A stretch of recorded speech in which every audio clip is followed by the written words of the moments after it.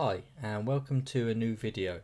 In this video I just wanted to quickly go through the new firmware update that's just been released for the GT-AX11000.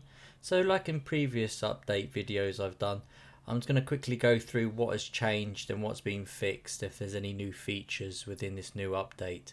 As I've read in the comments and spoken to some other people about this, sometimes it's a good idea to perhaps wait a few weeks, or if you're not currently having any issues and this update doesn't really fix anything vulnerable that makes your router for security, then there's no need to upgrade, and we can go through that later to see if it's suitable for you.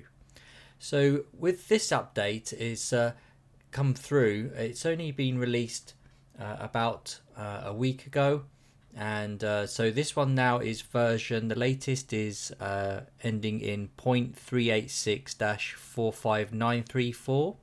As I said, so this one fixes some vulnerabilities and it doesn't bring any new updates or features. So as usual, you can go to your the web interface on the router, and then you can just go to administration and then go to firmware upgrade and then check. So if you do have the auto firmware upgrade option already on, then this would automatically install and you would probably already be on this version already. You can, once you've clicked the check button, you can then click on here where it highlights and it will give you the change log, and that'll tell you what has changed and things like that. Again, you can also tell when there's a new update, because you'll get like a little bell icon, as you can see at the top here on the toolbar, and that flashes. That means that there's a new update. And of course, like I've shown you on the left hand side of the screen, if you use the Asus router app, you go into your settings, then firmware upgrade, and you can check. As you can see here, then it just displays your router and then tells you that you can update as well. So you just click the update button. Okay, so if we just have a quick look at the website, so you can anytime, if you don't want to do it automatically, you can go to the Asus website and then go to support for the GT-AX11000, and you can then see the firmware, and you can also see previous firmware. So if you do update and it has any issues it causes, I know some of you perhaps have problems with the Wi-Fi and some devices don't connect again, then you can always downgrade if it really is causing you trouble. So, and you'll be able to do that by going to the bottom here and selecting see all downloads, and then that will show you all the previous firmware.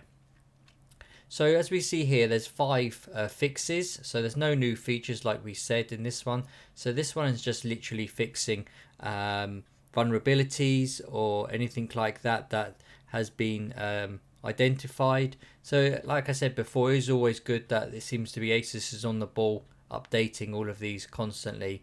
And I know some people updating it might cause some issues, or as I said, it's best to wait like I do.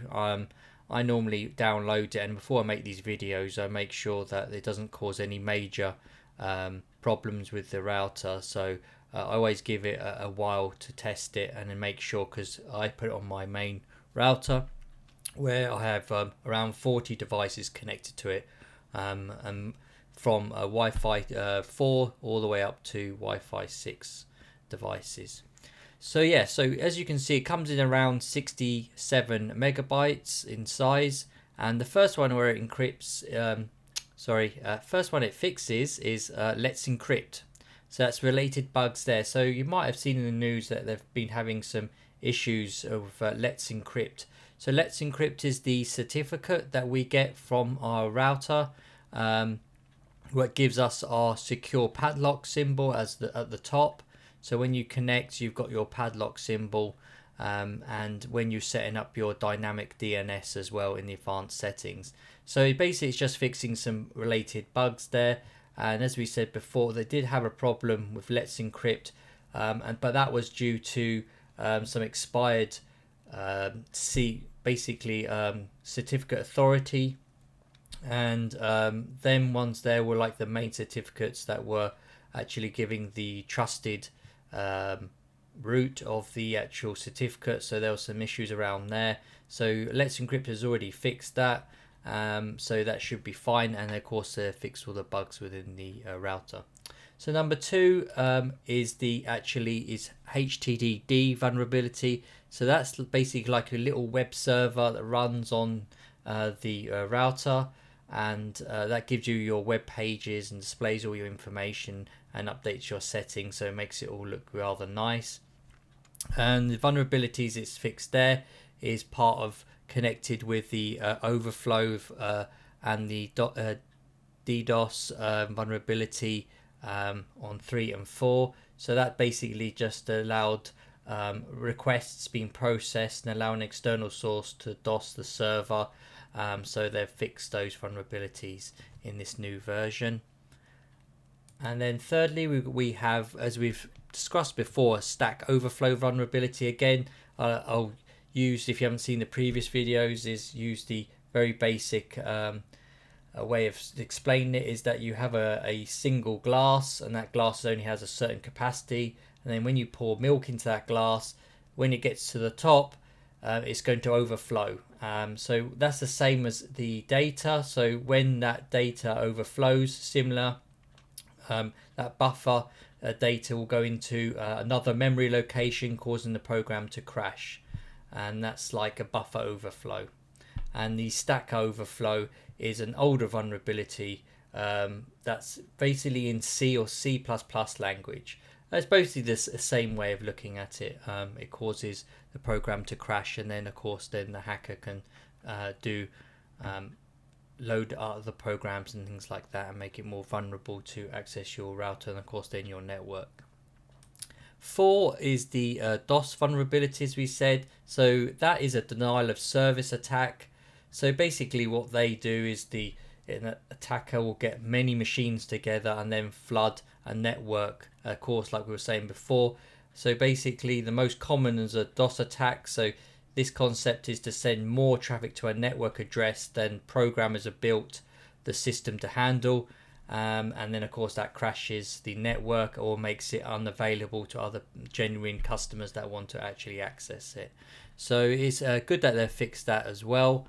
And then lastly, number 5, they've fixed the Post-Auth command injection vulnerability.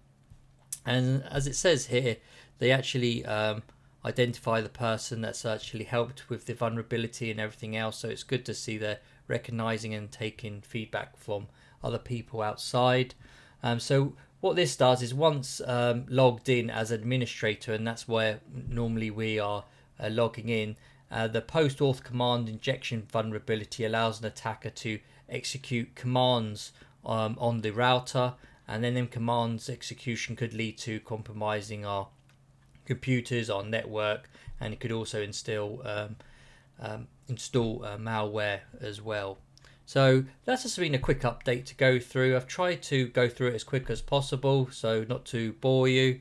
I know these are just quick security updates. I hope you found this valuable, and as usual, if you have any comments or questions, leave them in the comment section and I'll try and get back to you. Thanks for watching and have a great day.